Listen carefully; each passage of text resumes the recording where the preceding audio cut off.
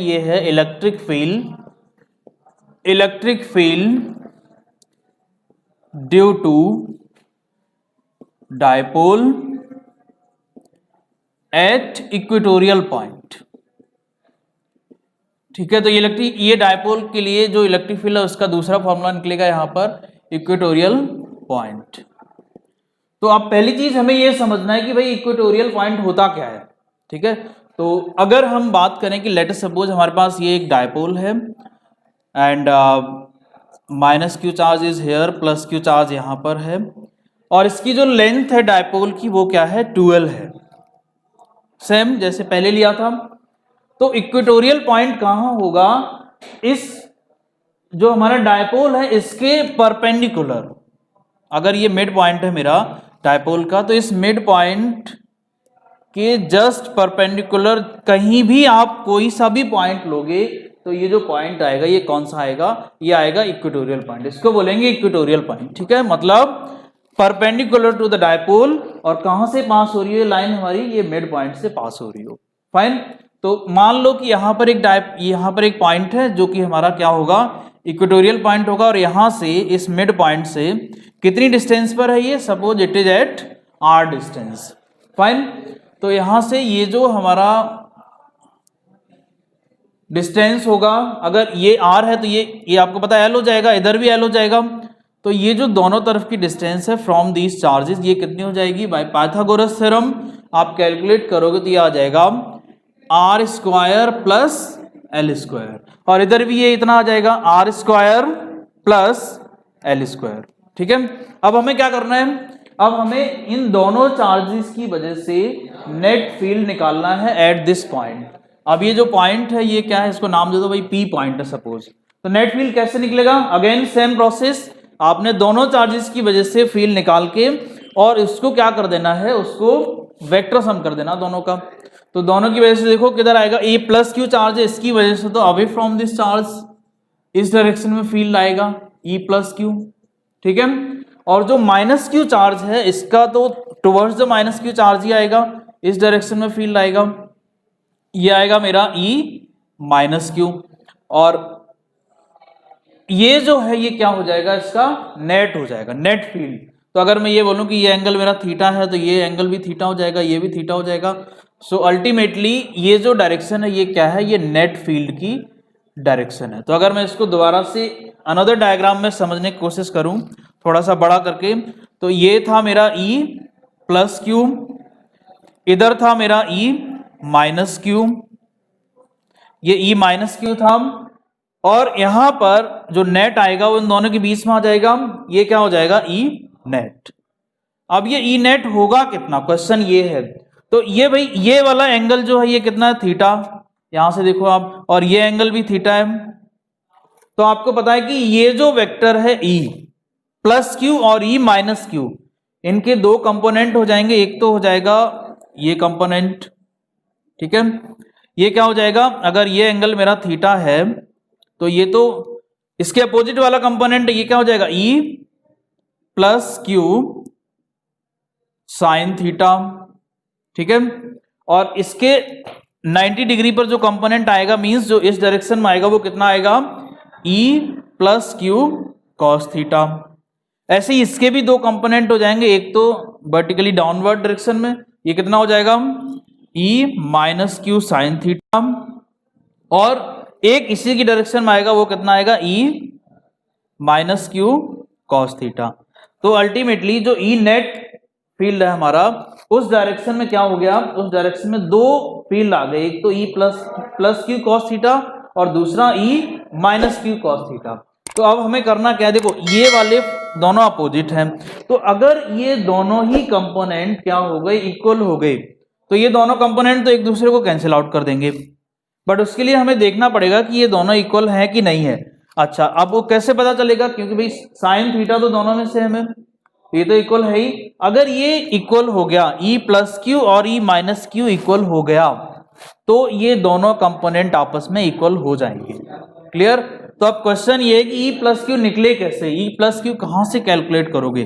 तो बहुत सिंपल है, अभी जो पॉइंट चार्ज हमने यूज किया था, पॉइंट चार्ज क्या था, पॉइंट चार्ज की वजह से फील्ड क्या था, तो हम पहले प्लस क्यू की वजह से निकालते हैं। इलेक्ट्रिक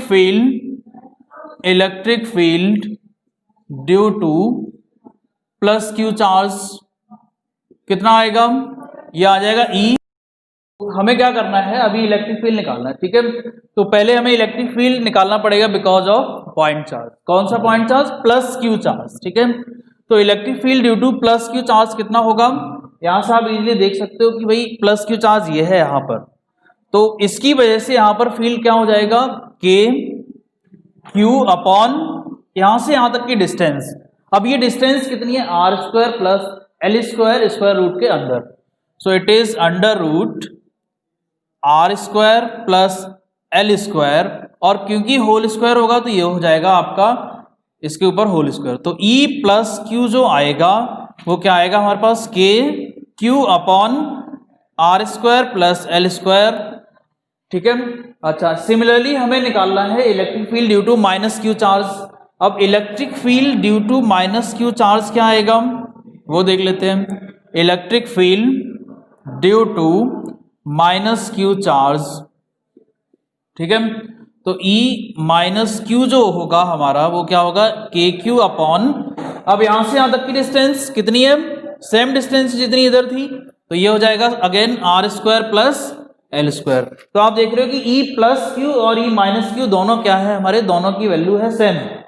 इट मीन्स कि ये जो कंपोनेंट है, कौन से, वर्टिकल कंपोनेंट, ये दोनों ही इक्वल आ जाएंगे बिकॉज E प्लस क्यू और E माइनस क्यू आप देख रहे हो यहाँ पर सेम है, और साइन थीटा तो दोनों में सेम है ही, तो ये दोनों एक दूसरे को क्या क्या कर देंगे, कैंसिल आउट कर देंगे। तो मैं यहाँ पर लिख देता हूँ कि जो वर्टिकल कंपोनेंट है हमारे, वर्टिकल कंपोनेंट क्या है,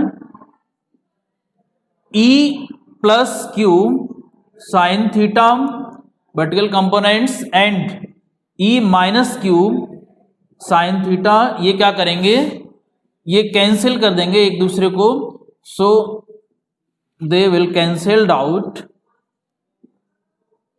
ईच अदर, ठीक है। अच्छा, अब ये दोनों जो कंपोनेंट हैं आप देख रहे हो, E plus q cos theta और E minus q cos theta, ये कंपोनेंट क्या है, एक ही डायरेक्शन में है, इसका मतलब ये दोनों कंपोनेंट आपस में ऐड हो जाएंगे। तो जो नेट फील्ड आएगा हमारा फाइनली, जो नेट फील्ड आएगा हमारा फाइनली कहां पर, इस पॉइंट पर, वो क्या आएगा, वो आएगा मेरा E plus q cos theta plus E minus q cos theta, ठीक है, इन दोनों का वेक्टर सम। अब क्योंकि ये दोनों एक ही डायरेक्शन में, तो वेक्टर सम जो है वो सिंपली हो जाएगा। तो हमें क्या करना है, जो नेट फील्ड हमारा आ रहा है वो आ जाएगा E net is equals to E plus q cos theta and E minus q cos theta. Cos theta दोनों से कॉमन आ जाएगा, तो क्या बचेगा, E plus q plus E minus q, और ये हो जाएगा हमारा कॉस थीटा, ठीक है। एंड आपको पता है E प्लस क्यू और E माइनस क्यू दोनों ही इक्वल है आपस में, तो हम इन दोनों की जगह कोई सी एक वैल्यू पुट कर सकते हैं। तो फाइनली हम इस तरह से ये लिख सकते हैं कि E net is equals to, let suppose 2 twice of E plus q into cos theta. 2 क्यों आ गया, क्योंकि ये दोनों सेम है तो ये ऐड हो जाएंगे, और दोनों की वैल्यू सेम है इसलिए 2 फैक्टर एक्स्ट्रा आ गया यहाँ पर, ठीक है। अब E प्लस क्यू की वैल्यू रख दो, यहां से क्या आएगी, E net is equals to twice of E plus q, ये है यहां पर k q upon r square plus l square into cos theta. अब कॉस थीटा हमें यहां से देखना पड़ेगा, इस ट्रायंगल से देखना पड़ेगा कि कॉस थीटा क्या आएगा, ठीक है। तो ट्रायंगल से हमें पता है भाई कॉस थीटा क्या होगा, बेस अपॉन हाइपोटेन्यूज। तो यहीं पे मैं लिख देता हूं कॉस थीटा की वैल्यू, तो यहां से हम उठ के वहां पुट कर देंगे। कॉस थीटा क्या होगा, बेस हमारा ये है, यहां से यहां तक का डिस्टेंस कितना है, L, अपॉन हाइपोटेन्यूज क्या है, ये वाला है, तो ये हो जाएगा L upon r square plus l square, ये होगी कॉस थीटा की वैल्यू। ये वैल्यू आपने यहां रखनी है, और फाइनली क्या मिलेगा, L upon under root r square plus l square, ठीक है। तो इसको और थोड़ा सा सिंप्लीफाई करें अगर, तो ये आ जाएगा 2 KQL upon r square plus l square का पावर 1, तो ये हो गया, और ये जो पावर है ये हाफ है, under root means half power, ठीक है। तो 1 प्लस हाफ, तो ये कितना हो जाएगा r square plus l square का पावर 3/2। ये हो गया मेरा net electric field at this equatorial point because of this dipole. Clear.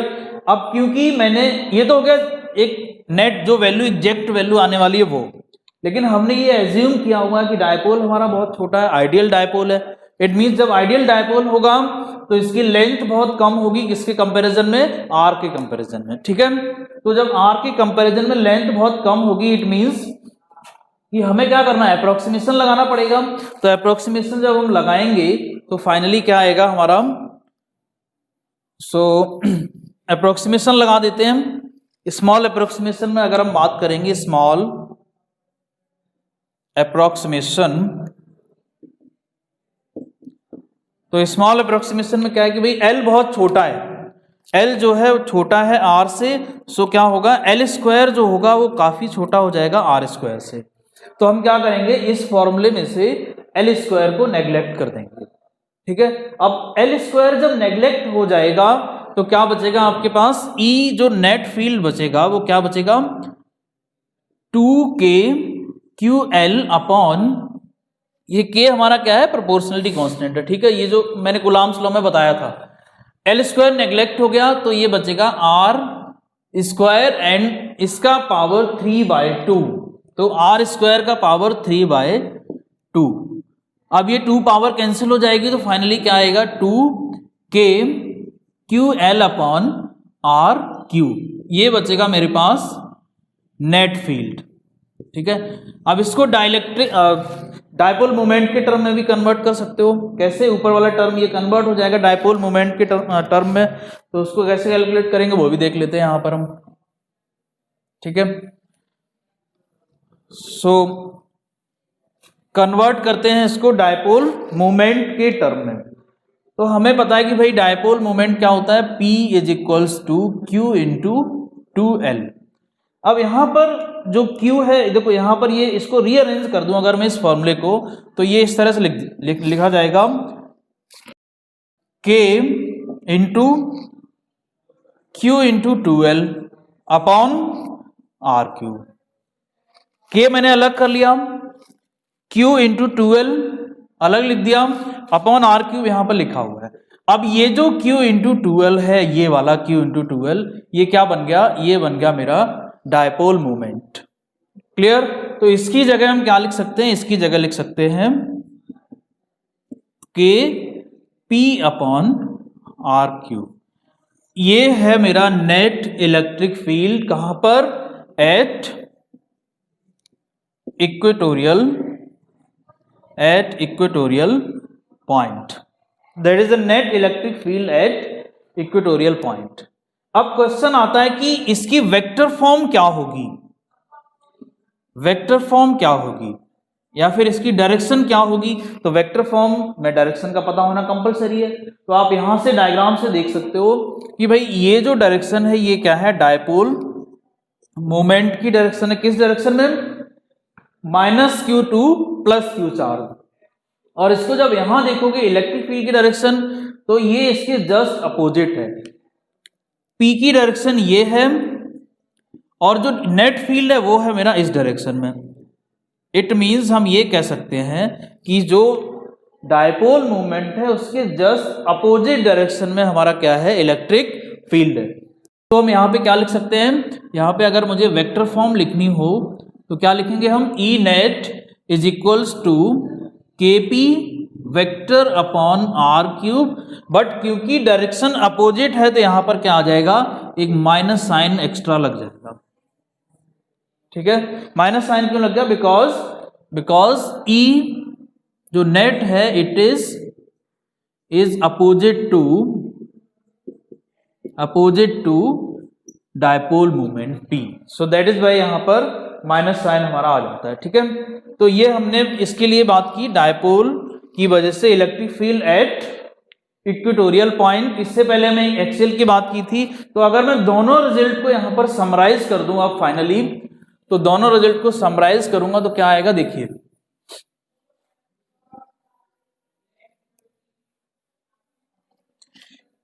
Dipole की वजह से एक्सियल पॉइंट पर जो निकाला था स्मॉल अप्रोक्सीमेशन लगा के, उसके बाद फाइनल जो हमारा आंसर आया था वो जो आया था वो क्या आया था, और जो हमने अभी इक्वेटोरियल पॉइंट पर निकाला है ये क्या आया, इन दोनों को कंपेयर अगर हम कर देंगे तो देखते हैं क्या रिलेशन मिलेगा।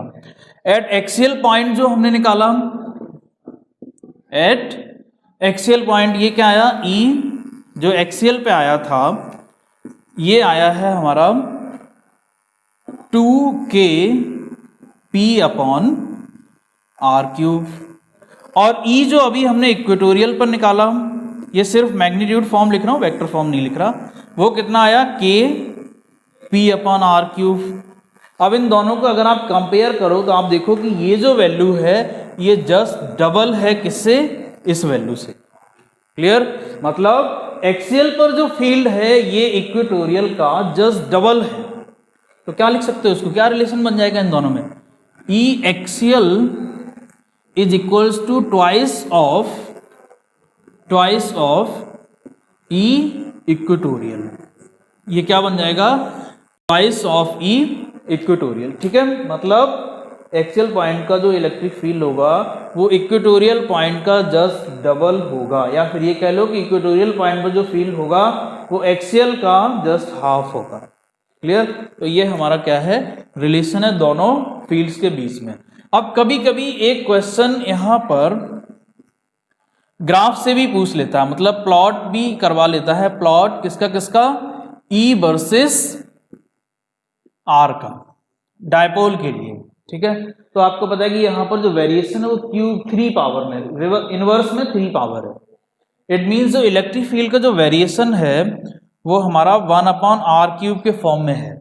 तो जब हम इसका वेरिएशन प्लॉट करेंगे तो कैसा आएगा, ये हमारा इस तरह से आएगा, डिके करेगा इलेक्ट्रिक फील्ड, जैसे जैसे आर बढ़ेगा डिक्रीज होगा और फास्टली डिक्रीज होगा।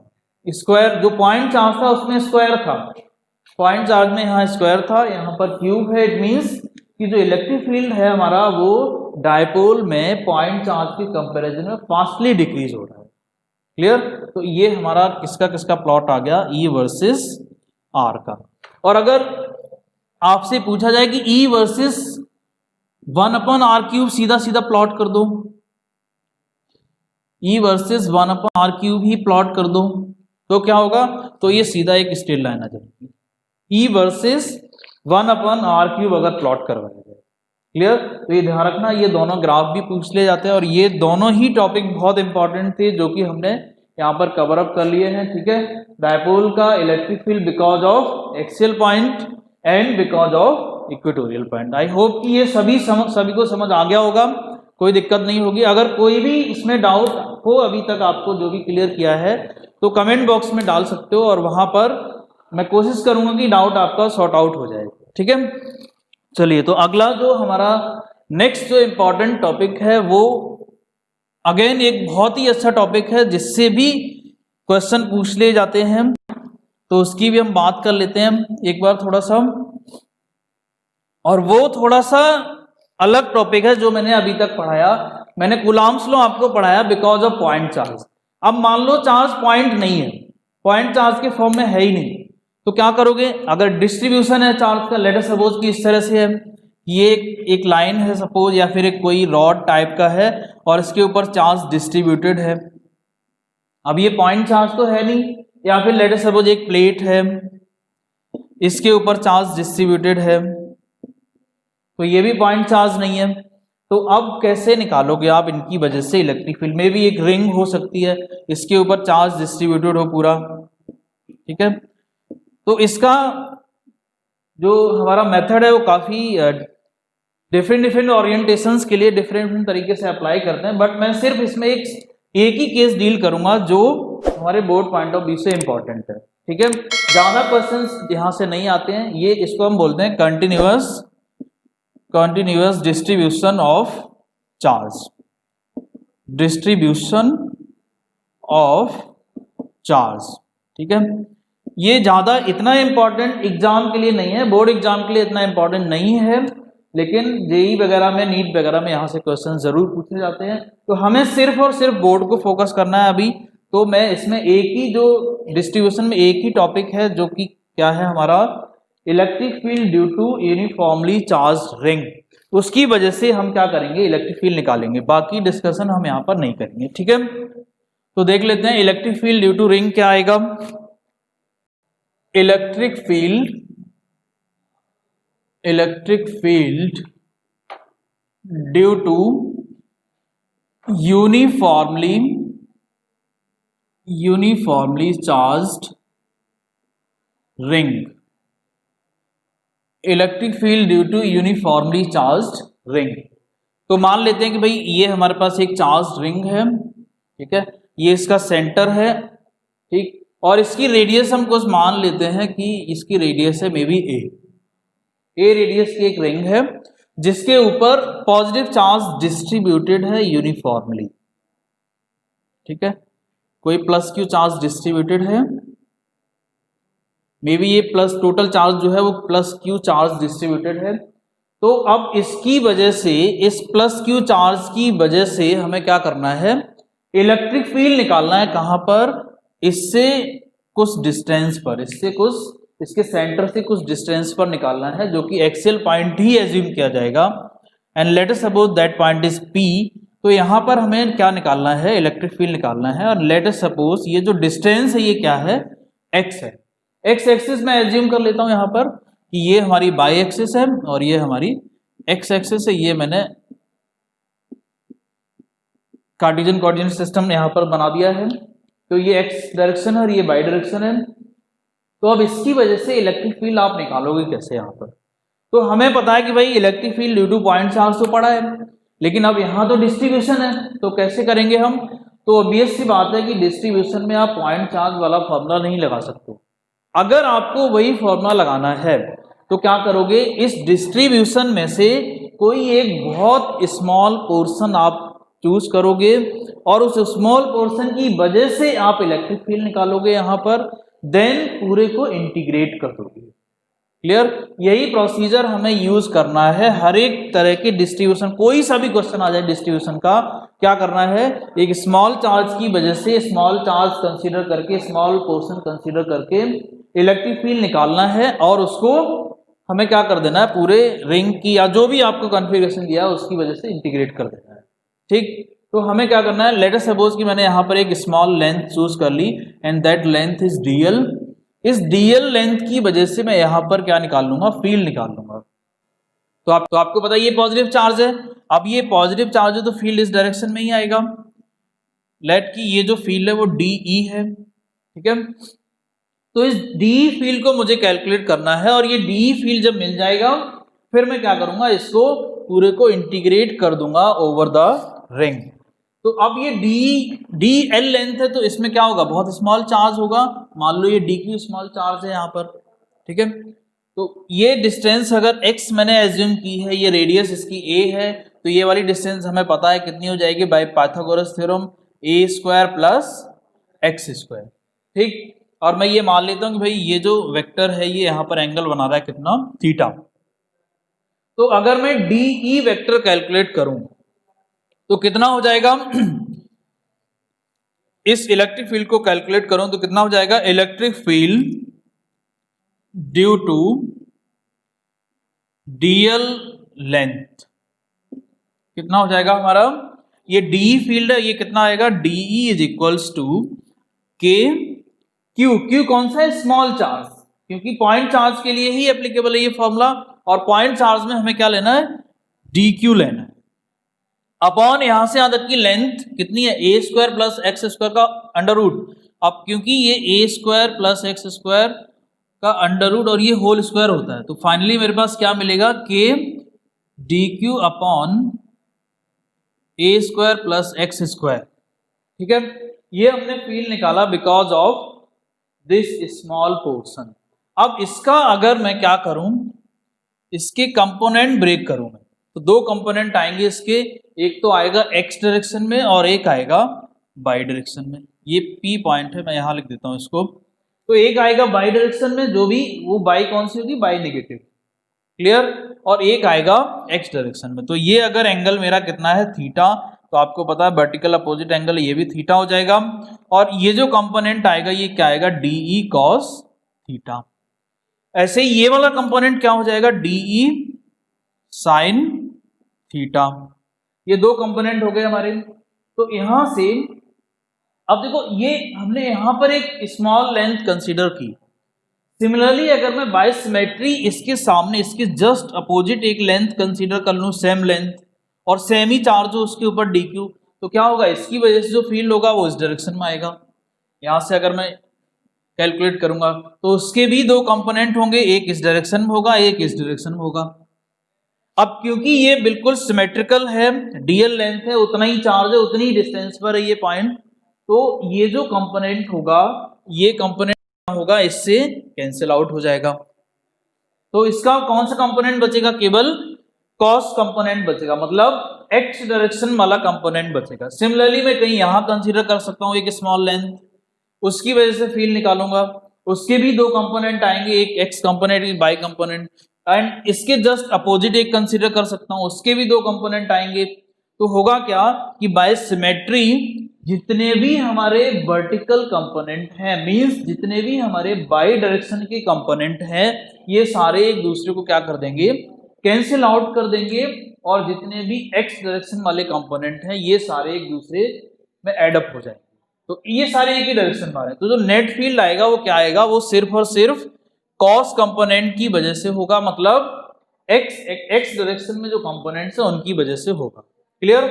तो पहले हम ये देख लेते हैं कि भाई जो हमारा डी कॉस थीटा वो कितना आएगा, या फिर हम बाय यहां लिख देते हैं कि by components of d will cancelled out, ठीक है। और जो एक्स कंपोनेंट है ये क्या हो जाएंगे, x components of d will add up, ये सेम डायरेक्शन में तो एड अप हो जाएंगे, और इसी की वजह से एक्स कंपोनेंट की वजह से ही क्या होगा, हमारा इलेक्ट्रिक फील्ड होगा इस पॉइंट पर। क्लियर। तो अब ये एक्स कंपोनेंट है क्या, ये तो हमें पता ही है, यहां पर निकाल लिया हमने। जो एक्स कंपोनेंट है वो क्या है, हमारा कंपोनेंट जो है वो हमारा, अगर मैं इसको ई एक्स लिख दूं तो ये क्या है, इसको डी ई एक्स लिख दो, ये क्या है, डी ई कॉस थीटा। अब ऐसा सिर्फ, ये तो सिर्फ एक है, अब मुझे इस सारी रिंग की वजह से, पूरे चार्ज की वजह से यहां पर इलेक्ट्रिक फील्ड चाहिए। तो क्या करना है, इसी कंपोनेंट को आप इंटीग्रेट कर दो। कहां तक इंटीग्रेट करना है, पूरा का पूरा ये लेंथ कवर अप हो जाए, पूरा चार्ज कवर अप हो जाना चाहिए। तो टोटल फील्ड जो आएगा मेरा वो क्या आएगा, total field E is equals to integration of d E x over the ring. इस रिंग के अलोंग आपने, इसकी लेंथ के अलोंग आपने क्या कर देना है, इंटीग्रेट कर देना है। तो ये एक्स कंपोनेंट जो यहां पर लिखा हुआ है, यहां से दोबारा स्टार्ट कर देते हैं, ठीक है। तो एक्स कंपोनेंट हमें पता क्या है इसका, d E x is equals to d cos theta. यहां पे हमने ब्रेक किया था कंपोनेंट, तो जो ये एक्स कंपोनेंट आया था वो डी कॉस थीटा था, और बाय कंपोनेंट क्या थे, डी ई साइन थीटा। तो वो साइन वाले सारे कंपोनेंट कैंसिल हो गए, एक्स कंपोनेंट सारे सेम डायरेक्शन में, एक ही डायरेक्शन में, तो सारे एडअप हो जाएंगे। तो जो नेट फील्ड आएगा वो क्या आएगा, जितने भी हमारे एक्स कंपोनेंट हैं उन सबको हम क्या कर देंगे, इंटीग्रेट कर देंगे। तो जब ये इंटीग्रेट हो जाएगा ओवर द रिंग, तो यहां पर देखो आप डी एक्स की वैल्यू, ये डी कॉस थीटा मैंने रख दी यहां, और डी की वैल्यू हमें पता है क्या है, ये है यहां पर के डी क्यू अपॉन ए स्क्वायर प्लस एक्स स्क्वायर। तो ये वैल्यू मैं डी की यहां पर पुट करूंगा, ठीक है, इसकी जगह ये रख दिया मैंने। एंड देन कॉस थीटा हमें पता है क्या होगा, ये ट्राइंगल से पता चलेगा यहां पर कि कॉस थीटा इज बेस, यहां से यहां तक अपॉन हाइपोटेन्यूज। बेस हो गया एक्स, हाइपोटेन्यूज हो गया मेरा a square plus x square square root के अंदर। तो ये मैंने कॉस थीटा की वैल्यू लगा दी यहां पर, ठीक है। अब क्योंकि ये जो पावर है ए स्क्वायर प्लस एक्स स्क्वायर का जो पावर है वो कितना है, 1 है, और यहाँ जो अंडर रूट है इसका मतलब हाफ पावर, इसका मतलब हो गया हाफ पावर। तो ये जो टोटल पावर हो जाएगी नीचे वो कितनी हो जाएगी, 1 प्लस हाफ मीन्स 3/2। तो अल्टीमेटली जो नीचे वाला जो डिनोमिनेटर है ये क्या हो जाएगा, ए स्क्वायर प्लस एक्स स्क्वायर का पावर 3/2। अब क्योंकि ये वैल्यू कांस्टेंट है तो ये बाहर आ जाएगा, इंटीग्रेशन से बाहर आ जाएगा, और के एक्स भी कांस्टेंट है ये भी बाहर आ गया, बचा क्या, डी क्यू। अब इस डी क्यू का आपने इंटीग्रेशन करना है ओवर द रिंग। तो जब हम डी क्यू का इंटीग्रेशन करेंगे ओवर द रिंग तो हमें क्या मिल जाएगा, टोटल चार्ज मिल जाएगा, और ये टोटल चार्ज कितना है हमें पता है, क्यू है, ठीक है। तो अल्टीमेटली जो ई आया मेरे पास वो क्या आया, के क्यू एक्स अपॉन ए स्क्वायर प्लस एक्स स्क्वायर का पावर 3/2, ठीक है। अब इसमें एक स्मॉल अप्रोक्सीमेशन भी लगा सकते हैं, क्या कि अगर मान लो जो पॉइंट है P, अगर ये काफी दूर है, कहां से, सेंटर से, from centre, if point P is far from, very far from centre, then क्या होगा कि भाई रेडियस के कंपैरिजन में जो x है ये क्या होगा, ये बहुत ज्यादा है, तो एक्स स्क्वायर तो बहुत ज्यादा हो जाएगा। इट मीन्स हम एक्स स्क्वायर को जब हम कंपेयर करेंगे किससे, ए स्क्वायर से, तो ये बहुत ज्यादा हो जाएगा। सो हम क्या करेंगे, ए स्क्वायर को नेग्लेक्ट कर देंगे इस फॉर्मूले में से, क्लियर। और जब ये ए स्क्वायर नेग्लेक्ट हो जाएगा तो मेरे पास जो ई आएगा वो क्या आएगा, ई आएगा के क्यूब एक्स अपॉन ए स्क्वायर नेग्लेक्ट हो गया और एक्स स्क्वायर का पावर 3/2 बचेगा, तो एक्स स्क्वायर का पावर 3/2, 2 से 2 कैंसिल हो जाएगा, बचेगा एक्स का पावर 3, क्लियर। और एक एक्स यहां से कैंसिल हो जाएगा तो आपके पास क्या बचा, के क्यू अपॉन एक्स स्क्वायर। और ये जो फॉर्मूला था ये हमने पढ़ा था electric field due two point charge, clear, electric field due two point charge.